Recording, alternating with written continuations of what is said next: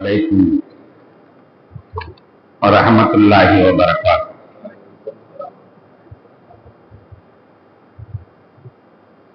نحمده ونصلي على رسوله الكريم. أما بعد فقد قال الله تعالى في كلامه الكريم والفرقان المجيد: أعوذ بالله من الشيطان الرجيم. بسم الله الرحمن الرحيم. يا أيها الذين آمنوا كتب عليكم الصيام كما كتب على الذين من قبلكم لعلكم تتقون. صدق الله مولانا العلي العظيم. اللهم صل على سيدنا محمد شمس الأنبياء وبدر المرسلين وكتب الأولياء وافتخار المتقين تاج الأمة شفيع المذنبين شفيعي يوم القيامة الله يا هادي.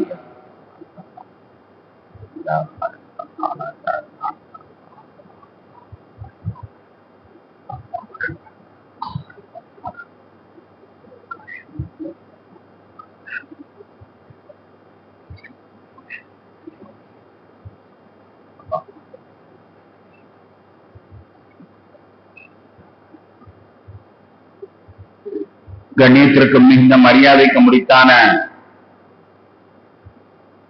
பெரியோர்களே, சகோதரர்களே, அல்லாஹ்வின் பேரருளால் சிறப்பான ரமலான் மாதத்தினுடைய இறுதி நாட்களில் நாம் அமர்ந்திருக்கிறோம். அல்லாஹ் தஆலா 30 நோன்பை நமக்கு கிடைக்க செய்வதற்கு முதலில் நாம் அல்லாஹ்விற்கு நன்றி செலுத்த கடமைப்பட்டிருக்கிறோம். ஏனென்றால் தொடர்ந்து பல வருடங்களாக 29 29 எங்கிருந்தாவது பிறையை தேடிக் கொண்டு வந்து விடுவார்கள். 29 29 எப்படி இருந்த வேளையிலே அல்ஹம்துலில்லாஹ் இந்த ஆண்டு முழுமையாக 30 நோன்பை நோற்பதற்கு அல்லாஹ் வாய்ப்பை தந்திருக்கிறான். அதற்காக வேண்டி அல்லாஹ்விற்கு தனியா அல்ஹம்துலில்லாஹ் சொல்லி நன்றி செலுத்த கடமைப்பட்டிருக்கிறோம். அல்லாஹ் தஆலா நம்முடைய நோன்புகளை அங்கீகரிப்பானாக. ஒவ்வொரு இரவுகளிலேயும் எண்ணற்ற அடியார்களுக்கு நரக விடுதலை வழங்க ரப்புல் ஆலமீன் நம் அனைவர்களுக்கும் அத்தகைய நரக விடுதலையை வழங்குவதும் புரிவானாக.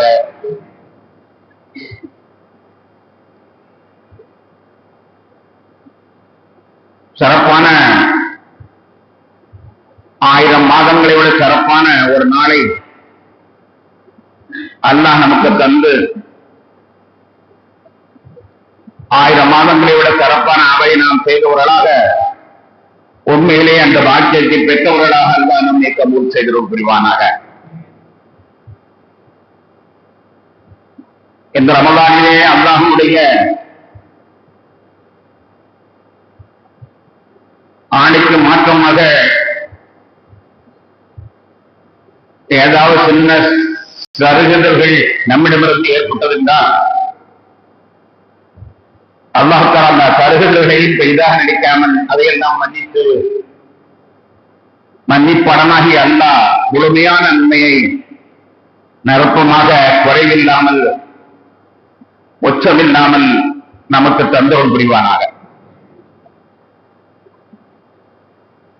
கண்ணியத்திற்குரியவர்களே, ரமலான் முடிந்து விட்டது.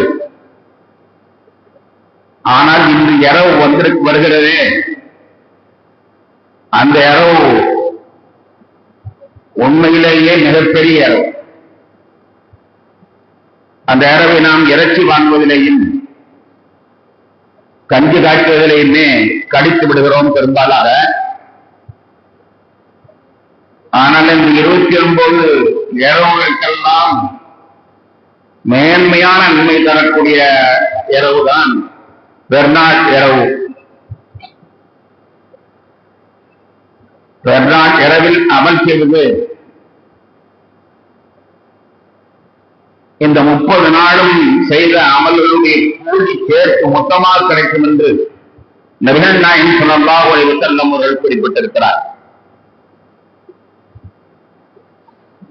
29 நாளும் என்ன அமல் செய்தோமோ அது எல்லாம் சேர்ந்து இந்த 30 நாள் ஒரு நாளைக்கு அல்லாஹ் தஆலா தருவதாக நான் சொல்லவில்லை, நபிகள் நாயகம் ஸல்லல்லாஹு அலைஹி வஸல்லம் அவர்கள் கூறியிருக்கிறார்கள். எனவே சிறப்பான அந்த நாளில் அந்த இரவை நம்மால் முடியாதுதான். பெருநாள் இரவு நமக்கு மிக முக்கியமான வேலை, இறக்கி வாங்கக்கூடிய வேலை இருக்கிறது தான். இருந்தாலும் கூட அதையெல்லாம் தவிர்த்து விட்டு அந்த நாளை நாம் சிறப்புப்படுத்துவதற்கு முயற்சிக்க வேண்டும். அல்ஹம்துலில்லாஹ், அந்த நாளை இந்த நாட்களை சிறப்புப்படுத்தி அல்லாஹ் அதையும் நமக்கு சிறப்பாக இபாதத் செய்வதற்கு வாய்ப்பை தந்தருள் புரிவானாக. தராவி தொகை கிடையாது இந்தியாவும். ஆனால் நீங்களாக உங்களுடைய வீட்டில் இருந்து கொண்டு தராவி தொழுவை கொண்டு 29 நாளும் பயிர்த்திருக்கோம் அல்லவா, அதை போன்று 20 ரக்காத்துகள் தொழுது கொண்டெல்லாம் நாம வீட்டிலே தராவி தொழுகைகளை பெண்கள் ஆண்கள் தராவி கிடையாது இருந்தால் அதே மாதிரி நன்மைகளை செய்வதற்கான ஒரு வழியை சொல்கிறேன். தொழுகைகளை இரவு நேரங்களே தொழுது கொள்ளலாம். நம்முடைய மூதாதைகளுக்கு நன்மை சேமிப்பதற்கான குர்ஆன் ஷரீஃப்களை ஓதிக்கொள்ளலாம். அந்த வரக்கூடிய நாளை கவனக்குறைவாக விட்டுவிடக் கூடாது என்பதற்காக இந்த செய்தியை நான் உங்களிடத்தில் தெரிவிக்கிறேன். கண்ணியத்திற்குரியவர்களே, ரமதான் என்பது நம்முடைய பழைய 11 மாதங்களில் நாம் செய்துவிட்ட பாவங்களை மன்னிப்பதற்காக வேண்டி உள்ள மாதம் என்று நாம் நினைத்துக் கொண்டிருக்கிறோம். 11 மாதங்கள் நம்மிடமிருந்து கடந்து சென்றதே, அதில் பல தவறுகள் செய்திருப்போம். அந்த தவறுகளை மன்னிப்பதற்காக வேண்டி இந்த ரமதான் நோன்பு இருக்கோம் என்று நாம் நினைக்கிறோம். அல்லாஹும் இன்னக அஃபுவ்வுன் துஹிப்புல் அஃவ ஃபஅஃபு அன்னி, யா அல்லாஹ் நீ மன்னிப்பாளன், மன்னிப்பை விரும்புபவன், என்னை மன்னித்து விடு என்று 11 மாதங்களை மன்னிப்பு என்று நாம் எண்ணிக்கொண்டிருக்கிறோம். ஆனால் அது உண்மையல்ல. இந்த ரமதான் என்பது வரக்கூடிய 11 மாதங்களிலே நாம் எப்படி நடக்க வேண்டும் என்பதற்கான பயிற்சிகளாம். வரக்கூடிய 11 மாதங்களிலே நாம் எப்படி நடக்க வேண்டும் என்பதற்கான பயிற்சிகளாம்.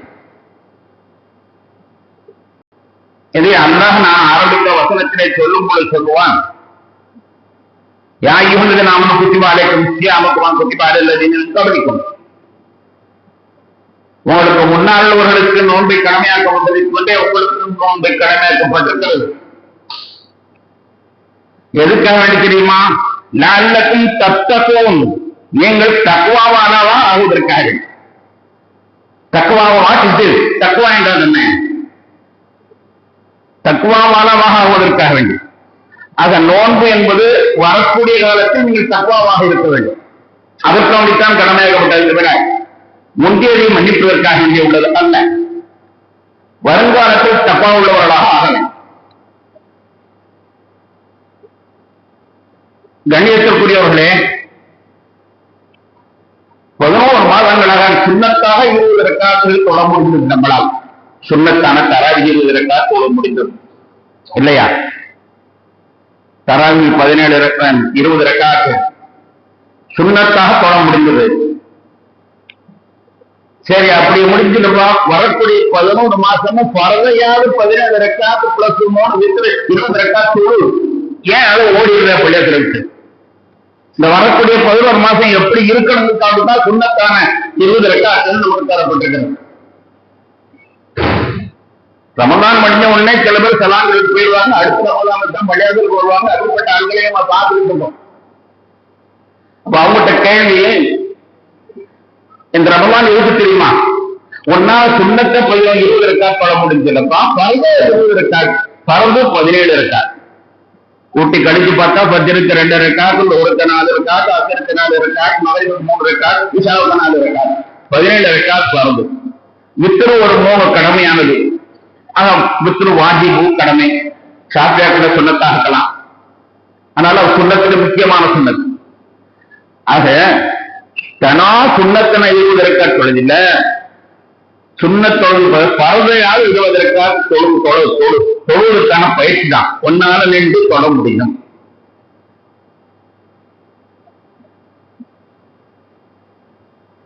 இந்த 20 இந்த ரமலானுடைய ஒரு மாசத்துல உன்னுடைய மனைவி வந்தாலும், அவன் எவ்வளவு செக்ஸியா வந்தாலும், உன்னால ஆசை வருதா?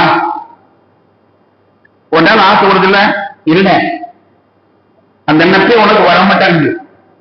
உன்னுடைய மனைவி பார்க்கும்போது இந்த நினைப்பே வரமாட்டேங்குது. அப்படி இருந்து இல்ல, அப்ப வரக்கூடிய 11 மாதத்துல அடுத்த பெண்ணை பார்த்து அவனுக்கு வரக்கூடாது. நீ அப்படி வாழ முடியும் உன்னால. இந்த ரமலான்ல வந்துல அப்ப பஸ்ல போகும்போது ஏன் இந்த பொண்ணை பாக்குற, அந்த பொண்ணையை இருக்கிற, அந்த பொண்ணையை நசுக்கிற? உன்னால ஒரு மாசமா அல்லாஹ் முன்னாடி கட்டுப்பாடா இருக்க முடிஞ்சுல. இதை வைத்து நீ பயிற்சி எடுத்துக்கொள். வரக்கூடிய மாதங்களில் எந்த பெண்ணையும் நான், அடுத்த பெண்களை எந்த பெண்ணையும் நான் தொட மாட்டேன், சீண்ட மாட்டேன், பார்க்க மாட்டேன், பழகிக்கொள்ளும். அது முடிஞ்சிச்சு. முடியாத நாம சொல்றதில்லை. ஒரு மாசம் இருக்க முடிஞ்சது. அப்ப அந்த அவருடைய உத்தரவுக்காக வேண்டிய ஒரு மாசம் உன்னுடைய மனைவி இடத்தில் கூட நீ நோக்காமல் இருந்தால் அதே அல்லாதான் சொல்றான், அடுத்த பெண்ணை பார்க்காத. செய்தனா யூசுஃபுடைய சிலாட்டை பற்றி அல்லாஹ் தஆலா சொல்றான், வலகத் ஹம்மத் பிஹி வஹம்ம பிஹா, வலகத் ஹம்மத் பிஹி வஹம்ம பிஹா. தனியாக ஒரு பெண்ணிடத்துல மாட்டிக்கிட்டாங்க. அந்த அம்மா எப்படியாவது இவனை கெடுத்தே தீருவேன் என்று நிற்கிறது. அதற்கான சூழல்கள் எல்லாமே சரியாக இருக்கிறது. கண்ணம் வைத்ததை போன நடந்துவிடும், வெளியில் செய்தி போவதற்கு எந்த வாய்ப்புமே கிடையாது. அப்படிப்பட்ட ஒரு அற்புதமான வாய்ப்பு இல்லையா? அல்லாஹ் அந்த சம்பவத்தை சொல்றான். தலைவன் தலைவியை நாடிவிட்டால், தலைவி தலைவியை நாடிவிட்டால், அது மாதிரி இறுக்கமான ஒரு நேரம். கணம் தவறினால் என்னவோ நடக்கும். ஆனால் அந்த நேரத்தில் இறையச்சம் உலவலா அர்ரா பிரதான ரப்பி, அந்த இறையச்சம் மட்டும் ஒரு ஜில்லன்னா அன்னை யூசுப் துத்தேரின்னு சொல்ற மாதிரி நிலைமையில் ஆயிருப்பார். இந்த உன்னதமான ஒரு பெரிய நபியாக சிறப்பாக அவர் ஆக்கப்பட்டார். அவர் அப்ப நடந்தது வாலிபை. அப்ப ரொம்ப இக்கட்டான சூழ்நிலையும் கூட அந்த தக்குவா அவரை தப்ப வைத்தது அல்லவா? அதே மாதிரி வரக்கூடிய 11 மாதங்களில நீ என்ன செய்யணும்? இந்த மாதத்துல எப்படி இருந்தியோ அதே மாதிரியே இருந்து, அதற்கு தன் பயிற்சி, ஒரு மாதம் பயிற்சி. ஒரு தொழிற்சாலை வேலைக்காண்டி சேர்கிறான் என்றால் அதற்கு முன்னால் அவருக்கு பயிற்சி கொடுத்துத்தான் அவனை அந்த தொழிற்சாலையிலே வேலையிலே சேர்ப்பார்கள் இல்லையா? அதே மாதிரி நமக்கு அல்லாஹ் தஆலா இந்த மாதத்தில் பயிற்சி தருகிறார். நீ உன்னுடைய மனைவிடத்தில் அல்லாஹ்வுக்காக இருந்தாய் அல்லவா? அதே மாதிரி உணவிலே கட்டுப்பாடாக இருந்தாய். எச்சில கூட முன்ன மாட்டேன் இல்லையா? டீ சாப்பிட மாட்டேன், சாப்பாடு சாப்பிட மாட்டேன், எதுவுமே சாப்பிட மாட்டேன். அல்லாஹ் அப்படி நீ இருந்தில. எஞ்சிய 11 மாதத்திலையும் அல்லாஹ் எதை அனுமதித்தானோ அதை மட்டும் நான் சாப்பிடுவேன். அல்லாஹ் அனுமதிக்காதனால நான் சாப்பிட மாட்டேன். அப்படி இருக்கணும், இருக்க வேண்டும். இருப்பதற்கான பயிற்சி உன்னால் இருக்க முடியும். அல்லாஹ்வுக்காக நீ அல்லாஹ் சொன்னதை மட்டும் நீ செஞ்ச, சொல்லாத செய்ய. அப்படி இருக்கும் பொழுதுதான் இருக்கணும். கேசியை கண்டோடனே நாக்கு ஏன் ஊறுது? கேசியை கண்ட உடனே ஏன் நாக்கு ஊறுதுங்கிற? கேசி சாப்பிட்டு பார்க்கலாம். கேசிக்கார சொன்னாலே பட்ரஸ் சொன்னாலே போதும், யாருக்கு விளக்கி சொல்ல வேண்டிய தேவையில்லை. கேசியை கண்டோடனே சாப்பிடலான்னு நாக்கு ஊறுது, ஏன் ஊறுது? அவன் எவன்டா இருக்கான்? பிஸ்மில்லாஹ் அல்லாஹ் அக்பர் அறுக்கப்படாது சாப்பிடுவது கூடாது. பிஸ்மில்லாஹ் என்ற அல்லாஹ் அக்பர் அறுத்தானா? ஒரு கோழி அறுத்தான். அவன் எத்தனை கோழி? ஒரு நாளைக்கு 10,000 கோடி, 20,000 கோடி, 30,000 கோடி யார் அறுத்தான்? போல பிஸ்மில்லாஹ் அல்லாஹ் அக்பர் 10,000 சொல்லப்பட்டதா? ஒரு அஜத்துக்கு சந்தேகம் வந்துச்சு. சென்னையில மக்கா மசூதியில் இருக்கக்கூடிய ஒரு அஜத்துக்கு ஒரு சந்தேகம் வந்துச்சு. இந்த KFC என்ன பண்றான்? பண வாசல்ல ஹலால் ஃபுட் என்று போர்டு போட்டு வச்சிருக்கான். அது மட்டுமல்லாம ஒரு சர்டிபிகேட் வாங்கிட்டான். நாங்கள் இந்த ஊர் மக்களை வைத்து அறுத்தோம். ரொம்ப ஆதாரமா நாங்கள் இந்த ஊர் மக்களை வைத்து அறுத்தோம், முஸ்லிம்கள் தான் அறுத்து தருவார்கள் ஒரு சர்டிபிகேட் போடுங்க. எல்லா இடத்தும் ஒரே சர்டிபிகேட் எல்லா இடத்தும் போட்டுருக்கான். இவரு அது எந்த ஊர்டான்னு போனார். நேரம் அந்த ஊருக்கே போனார். என்னப்பா அறுத்தீங்களா? ஆமா நான் அறுத்தங்க. எத்தனை கோழி அறுத்தீங்க? அறுத்தீங்களா? அறுத்தோம். எத்தனை கோழி அறுத்தீங்க? ஒரு 500 கோழி இருக்கும். என்ன முடியும்? ஒரு 500 கோழி இருக்கும். நீ 500 கோழி அறுத்தங்கிற, அவன் 50,000 கோழிக்கு சர்டிபிகேட் போட்டு வச்சிருக்கான். அடுத்தது 500 கோழி உண்மைதான். ஆனா அவன் 50,000 கோழி விற்கிறான் ஒரு நாளைக்கு. அவ்வளவு சர்டிபிகேட் போட்டு வச்சிருக்கான். 50,000 பிஸ்மில்லாஹ் சொல்லணுமா அல்லது ஒரு பிஸ்மில்லாஹ் சொல்லி 50,000 கோழி சாப்பிடலாமா? கொஞ்சம் யோசிச்சு பாருங்க. ஒரு கோழி ஒரு பிஸ்மில்லாஹ் சொல்லி 50,000 கோழி சாப்பிடலாமா அல்லது 50,000 மட்டும் பிஸ்மில்லாஹ் சொல்லணுமா? நம்ம கேள்வின்னு சொன்னா அது இந்த காலத்துல யாருன்னு யோசிக்கிறது இல்ல. பருப்பு சாப்பிடுறேன், பப்ஸ் சாப்பிடுறேன், வெஜிடபிள் பப்ஸ் பிரச்சனை இல்லை நமக்கு. சரியா? கோழி வச்சு பஸ் ஆடுறான். என்ன கடையை சாப்பிடுறான்? அவன் என்ன செஞ்சான்? எப்படி அறுத்தான்? வச்சான். சந்தேகம் வருதா? முன்காலத்துல எல்லாம் முனியாண்டி விழாவுக்கு போக மாட்டான் முஸ்லிம்கள். நாங்கெல்லாம் வயசா அந்த காலத்துல சின்ன பிள்ளையில இருக்கிற முனியாண்டி விழாவுக்கு போக மாட்டான். ஏன்னா முனியாண்டி விழாவுல பிரியாணி அறுத்து வச்சிருக்க மாட்டான். பிரியாணி கடை பூராமே இந்துக்கள் கையில, வியாபாரம் முஸ்லிம் கையில கிடையாது. பிரியாணி என்பது ஏதோ 2-3 கடை தான் முஸ்லிம் விடப்பாருக்கு பூராமே இந்துக்களுடைய கடை. இந்துக்கள் கடையில பிரியாணி ஆகிட்டு அத்தனைங்க சொல்லியிருந்தான். ஹலால் ஃபுட் ஒரு போர்டை போடலாம். போர்டு 5 ரூபா கொடுத்தா கூட எழுதி தந்தாங்க போட்டிருந்தான். அதன் மீது நம்பிக்கை வைத்துக் கொண்டு எல்லா கடையும் பிரியாணி விட்டோம். முனியாண்டி விழாவில் காண மாட்டாங்கன்னு அவன் இருக்க மாட்டான். ஒரு நாள் இருந்துச்சு. ஆனா இப்ப யோசிக்கிறாங்களா? சரி, உங்க கோழி உங்க வீட்டுல உங்க அம்மா சொல்லுது ஒரு கோழி வேண்டாம், கோழி வேண்டும். எங்க இப்போ வாங்குற? பாய் கடையில வாங்குறேன். பாயை பத்தி நம்ம குறை சொல்ல வேணாம், அது சங்கடம் போயிடும். ஒரு முருகன் கடையில போய் வாங்க. இந்த முருகன் கடையில யாருக்கா அறுத்தா கேட்டா முஸ்லீம் தான் அறுத்தான். யார் பார்த்தா? கோழி வாங்கி ஒரு முறுக்கி போட்டா அது வாட்டுக்கு எல்லோரும் முடிக்கும். எத்தனை கோழி அறுத்தான், எத்தனை கோழி பிஸ்மில்லாஹ் அல்லாஹ் சொல்லப்பட்டார். வாங்குறமே முருகன் கடையில வாங்குற. இந்துக்கள்கிட்ட வாங்க கூடாதுன்னு என்னதான் சொல்ல இல்லை. மத துவேஷம் பண்ணலன்னா உனக்குன்னு ஒரு மலம் இருக்குது, அந்த மதத்தை மதிக்கணும் இல்ல. பிஸ்மில்லாஹ் அல்லாஹ் கோழி வேணுமா? எப்பங்க ஒரு கோழி எடு சொன்ன உனக்கு 10 ரூபா கூட தரேன், 10 ரூபா கூட தரேன். என் முன்னால அல்லது நான் அறுக்கிறேன், எனக்கு உரிச்சிட்டான். 10 கோழி வேணுமா? 10 கோழி நான் அறுக்கிறேன், உரிச்சிட்டான் என்று சொன்னான்னா அந்த 11 மாதம் பாடம் படிச்சான்னு இருக்கான். இந்த ரமலான்ல அவன் பாடம் படித்ததாம அவனுக்கு அர்த்தம். யாரும் இப்ப சாப்பாடு ஹராம் விஷயத்துல வாக்குறதே கிடையாது. அந்த மாதிரி ஒரு நிலைமை ஆயிடுச்சு. அது என்ன ஆகும் தெரியுமா? ஹராமான பொருள் உள்ள போனா சைத்தானியத்தான வேலையத்தான் அது தூண்டும். நாயகம் ஸல்லல்லாஹு அலைஹி வஸல்லம் பிஸ்மில்லாஹ் ரஹ்மான் ரஹீம் என்று சொல்லி சாப்பிடுங்க. சொல்லலைன்னா அந்த சாப்பாடு சைத்தான் சேர்ந்து சாப்பிடும். பிஸ்மில்லாஹ் ரஹ்மான் ரஹீம் என்று எத்தனை பேர் சொல்றோம்? கொஞ்சம் யோசிச்சு பாருங்க. பிஸ்மில்லாஹ் சொல்லணும் எல்லாருக்கும் தெரியுங்க, எல்லாரும் தெரியும். நீங்க 10 பேர் சாப்பிடுறாங்கன்னா போய் பாருங்க வாயில் எத்தனை பேர் சொல்றாங்க. பிஸ்மில்லாஹிர் ரஹ்மானின் சொல்லலன்னா என்ன ஆகுது? சைத்தான் சேர்ந்து சாப்பிடும். நபிகள் நாயகம் ஸல்லல்லாஹு அலைஹி வஸல்லம் இன்னும் கொஞ்சம் விளக்கமா சொன்னாங்க, நீ பிஸ்மில்லா சொல்ல மறந்துட்டா கூட இடையில பிஸ்மில்லாஹ் அவ்வளவு ஆகிறவும் சொல்லிடு, அரபம் கடைசி சொல்லிட்டா சைத்தான் வாங்கி எடுக்கிறான். சாப்பிட்டா வாங்கி எடுக்கிறான்னு சொல்றது என்ன இருக்குன்னா, நீ பிஸ்மில்லா சொல்லலன்னா எல்லா பலா பத்து எல்லா வியாயும் வரத்தான் செய்யும். ஏன்னா சைத்தானுடைய உணவுல உள்ள கொண்டிருக்க பிரஷர் வருது, அது வருது, இது ஒரு காலத்துல கேள்விப்படாத வியாதி பூராமே வருது. ஏன் வருது? அனுபவப்பட்டவங்க பெரிய மனுஷங்க சொன்னால கேட்கணும். பிஸ்மில்லா சொல்லி சாப்பிடுங்கன்னு சொல்லிடுறாங்க. கணேசருக்குள்ளே இந்த ரமலான் நமக்கு படிச்சு தருது. அல்லாஹ்வுக்காக வேண்டி அல்லாஹ் சாப்பிட சொல்லாது நாம் சாப்பிடவில்லை.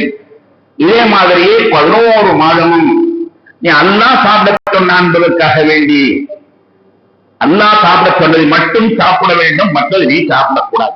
தக்வா இருக்கிறதே இறையச்சம். இறையச்சம்ன்றது அல்லாஹ் தஆலா குர்ஆன்ல 78 இடத்துல சொல்றான். 78 இடத்துல தக்வான்னு சொல்றான். தக்வா வரணும்ப்பா, தக்வா வரணும், இறைவனுடைய அச்சம் வரணும்ப்பா. எதை செஞ்சாலும் இறைவனுடைய அச்சம் வரணும். 78 தடவை. நான் நோம்புல சொன்னா ஹஜ் எடுத்து பாத்தீங்கன்னா தொழுகை எடுத்து ஆயுகன்னா சோபு ரப்பக்கும் அல்லது கலக்கும் அல்லது நம்ம கவலிக்கும் லாண்டக்கும் தத்தக்கும் தத்தக்கும் அந்த வார்த்தையை பார்த்தாலே தெரியும். தொழுகையும் தத்தக்கும் தக்வாவுக்கு அண்டித்தான் கடமையாக்கப்பட்டது. குடியிறது நம்புறது முக்கியம் அல்ல, ஆனா அதுல இருந்து உனக்கு தக்குவா கிடைக்கிறா அதுதான் முக்கியம்.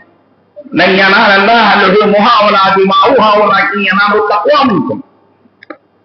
குர்பானி கொடுக்கிறையோ உடைய இறைச்சியோ உதிரங்களோ அல்லாஹ்வுக்கு அடையிறதுக்கான தக்குவா இருக்கும்.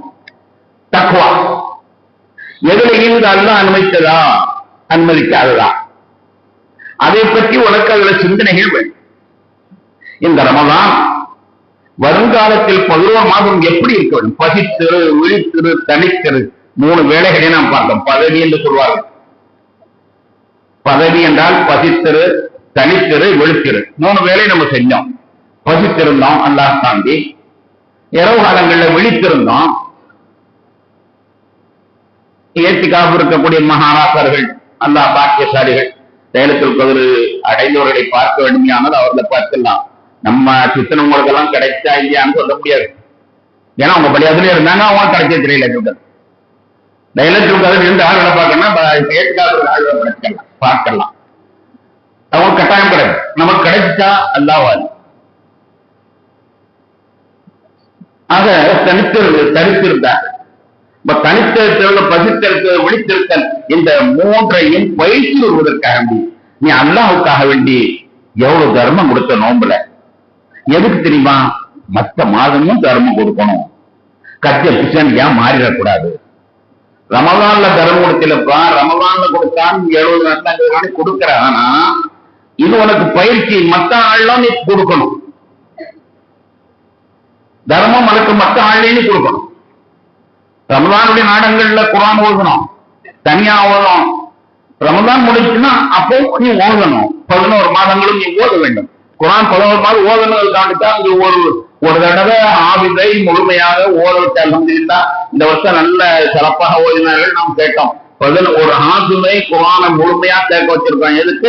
நாமும் வரக்கூடிய காலங்கள்ல யாரையாவது ஓத சொல்லி கேட்டோம். நம்ம வீட்டுல நமக்கு ஓத தெரியாதுங்க, நமக்குள்ள கைரியா இருக்கா.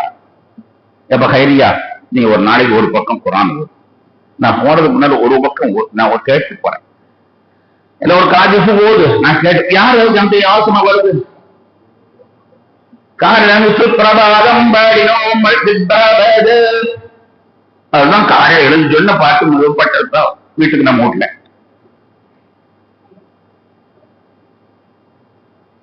குர்ஆனை நீ ரமலானில் ஓதினாய், அதை போன்று நீ ஓத வேண்டும். ரமலானில் அதிகமான தர்மம் கொடுத்தாய், அதே மாதிரி நீ அதிகமா கொடுக்க வேண்டும். ரமலானில நிறைய துவா செஞ்சப்பா. ஆனா என்ன ஆச்சு அந்த துவா? மற்ற நாள்ல ரமலான்ல மட்டும்தான் கேட்கணுமா? மற்ற நாள்ல கேட்கக்கூடாதான்? கண்ணியத்திற்குரியவர்களே, இந்த முறையில் இந்த தொழுகை, இந்த ரமலான் என்பது வரக்கூடிய 11 மாதமும் நாம் எப்படி வாழ வேண்டும் மனிதனாக வாழ வேண்டும் என்பதற்கான செல்லல்லாருக்கும் சொல்வார்கள். யாராவது ஒருத்தவங்க உண்ட சண்டைக்கு வந்தான்னா கொக்குத்து இன்னி சாயும், நீ சண்டைக்கு வராதப்பா நோம்பாடி. அவன் சண்டைக்கு மாட்டான், நோம்பத்துல சண்டை போடக்கூடாதுன்னு. உலகம் சண்டை போட்டு கிடக்கு, அது ஒரு விஷயம்.